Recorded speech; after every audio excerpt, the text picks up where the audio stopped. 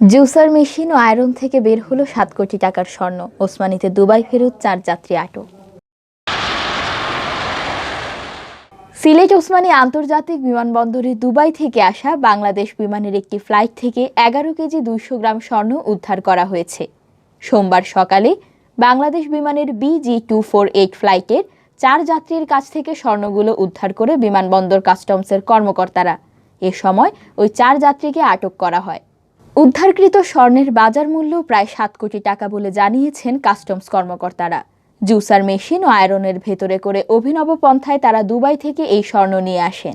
আটককৃতরা হলেন হবিগঞ্জ জেলার নবীগঞ্জের শেখ মাওলানা আব্দুল জলিলের ছেলে শেখ মোহাম্মদ জাহিদ, কানাইঘাটের কায়স্থ গ্রামের আব্দুল আহাদের ছেলে মকবুল আলী, কেউটি হাওরের মন্তাজ আলীর ছেলে বশির উদ্দিন ও বাঁশবাড়ি এলাকার নাজিম উদ্দিনের ছেলে সুলতান মাহমুদ। ওসমানী বিমানবন্দর কাস্টমসের উপকমিশনার মোহাম্মদ আলামিন জানান, গতকাল সোমবার সকাল 9টায় সংযুক্ত আরব আমিরাতের দুবাই থেকে বাংলাদেশ বিমানের BG248 ফ্লাইটটি ওসমানীতে অবতরণ করে। আগে থেকেই গোপন সংবাদ ছিল ফ্লাইটটিতে স্বর্ণের একটি বড় চালান আসছে। ফ্লাইটে আসা যাত্রীরা গ্রিন চ্যানেল পার হওয়ার সময় 4 যাত্রীর আচরণ ও গতিবিধি সন্দেহজনক মনে হয় তাদেরকে জিজ্ঞাসাবাদ করা হয়। পরে তাদের শরীর ও লাগেজ তল্লাশি করে একটি জুসার মেশিন ও আয়রনে করে বিশেষ পন্থায় আনা 11 কেজি 200 গ্রাম স্বর্ণ উদ্ধার করা হয়। উদ্ধারকৃত স্বর্ণের বাজার মূল্য প্রায় 7 কোটি টাকা বলে জানিয়েছেন কাস্টমস কর্মকর্তা মোহাম্মদ আলামিন। কাস্টমস কর্মকর্তারা জানান, আটককৃতরা স্বর্ণ ঢালাই করে জুসার ও আয়রন মেশিনের নিচে লাগিয়ে নিয়ে আসেন।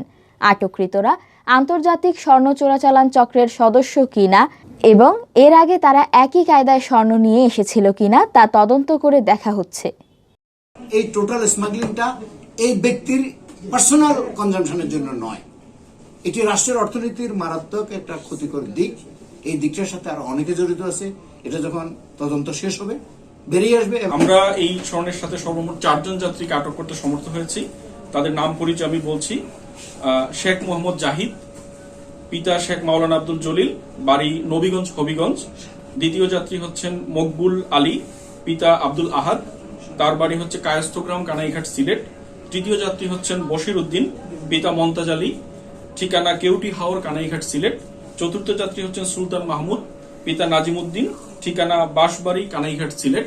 তাদের বিরুদ্ধে আমরা কাস্টমস আইন এবং প্রচলিত ফৌজদারি আইনে ফৌজদারি মামলা দায়ের করব। প্রাথমিক জিজ্ঞাসাবাদ চলছে, একই সাথে ফৌজদারি মামলা দায়ের হলে এই বিষয়ে পূর্ণাঙ্গ তদন্ত হবে, তদন্ত সাপেক্ষে বলা যাবে। এখন পর্যন্ত আমাদের অনুসন্ধান চলছে। তারা দুবাই থেকে কতদিন অবস্থান করছিল না ঘুরতে গেছে? আমরা তাদের পাসপোর্ট পর্যালোচনা করে দেখেছি, তারা মূলত রেমিটেন্স আর্নার, প্রবাসী শ্রমিক যেটা বলে, তো তারা ফ্রিকুয়েন্ট ট্রাভেলার নন। সম্ভবত কোনো না কোনো ভাবে তারা এই সিন্ডিকেটের সাথে সম্পৃক্ত হয়েছেন।